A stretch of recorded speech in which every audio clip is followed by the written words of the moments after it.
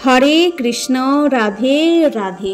মৌমিতা পরিবারে আপনাদেরকে জানাই অনেক অনেক শুভেচ্ছা ও অভিনন্দন। আজকের আলোচ্য বিষয়টি হচ্ছে যম দীপদান কবে এবং কখন শুরু হবে। যম দীপদানের কিছু বিধিনিষেধ সম্বন্ধে জেনে নেব এই ভিডিওর মাধ্যমে। শ্রোতা বন্ধুরা, আপনারা সকলেই কিন্তু মনোযোগ সহকারে শ্রবণ করুন। আপনারা কিন্তু এই ভিডিওর মাধ্যমে অনেক কিছুই জানতে চলেছেন। বন্ধুরা, পরিবারের কোনো সদস্যর অকাল মৃত্যুর হাত থেকে রক্ষা করতে চান তাহলে দীপাবলির রাত্রে আর কিছু করুন বা নাই করুন, যমদেবের উদ্দেশ্যে একটি প্রদীপ অবশ্যই প্রজ্বলন করুন। বন্ধুরা, কালী পুজো বা দীপাবলি সবথেকে গুরুত্বপূর্ণ অংশ হলো এটি। ধনতেরাসে কিছু কিনুন বা নাই কিনুন, দীপাবলির কোনো উৎসবে সামিল হন বা নাই হন, কিন্তু মৃত্যুর দেবতা যমদেবের উদ্দেশ্যে প্রদীপ নিবেদন করা আমাদের প্রত্যেকটি বাড়িতে এটি অন্যতম একটি কর্তব্য।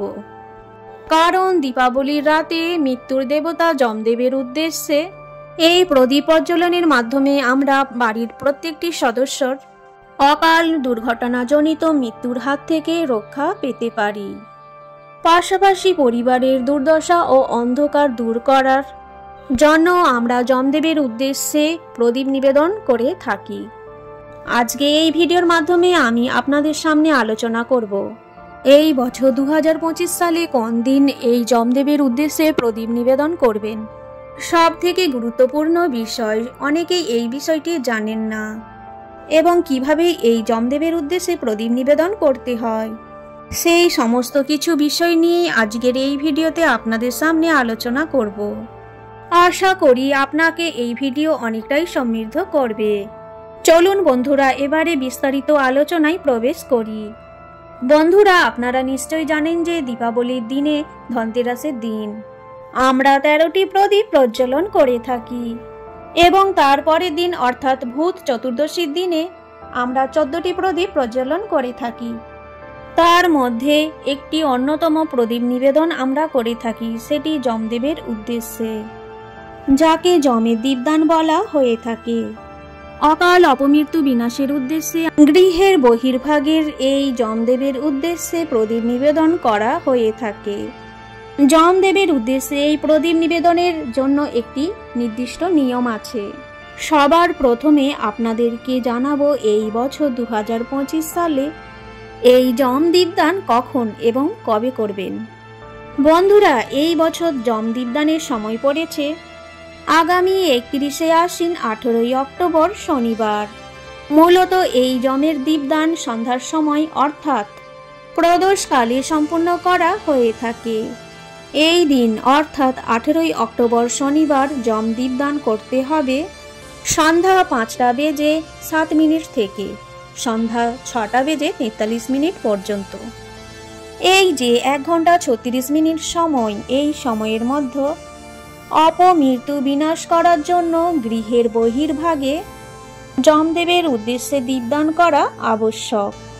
মূলত যমদেবের দীপদান এই ধনতেরাসের দিন অর্থাৎ ধন ত্রয়োদশীর দিনে সম্পূর্ণ হয়।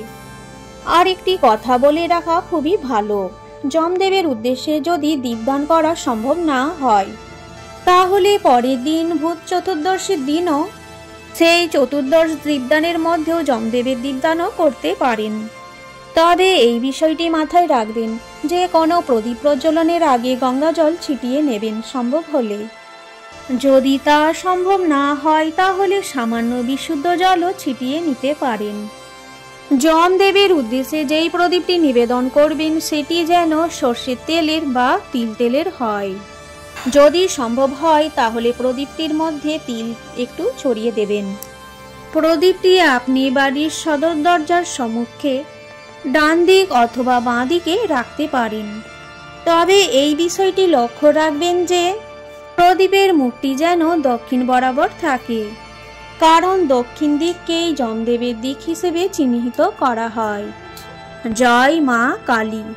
আজকের এই ভিডিওটি এই পর্যন্তই থাকলো। সকলেই ভালো থাকবেন, সুস্থ থাকবেন। এই ভিডিওটি থেকে আপনি যদি একটু উপকৃত হয়ে থাকেন অবশ্যই একটি লাইক এবং কমেন্টে জানান জয় মা কালী। আপনি যদি আমার এই চ্যানেলের নতুন বন্ধু হয়ে থাকেন, চ্যানেলটিকে সাবস্ক্রাইব করে পাশে থাকা বেল আইকনটি ক্লিক করে রাখুন, যাতে আমার সমস্ত রকম ভিডিও কিন্তু আপনি খুব সহজেই পেয়ে যাবেন।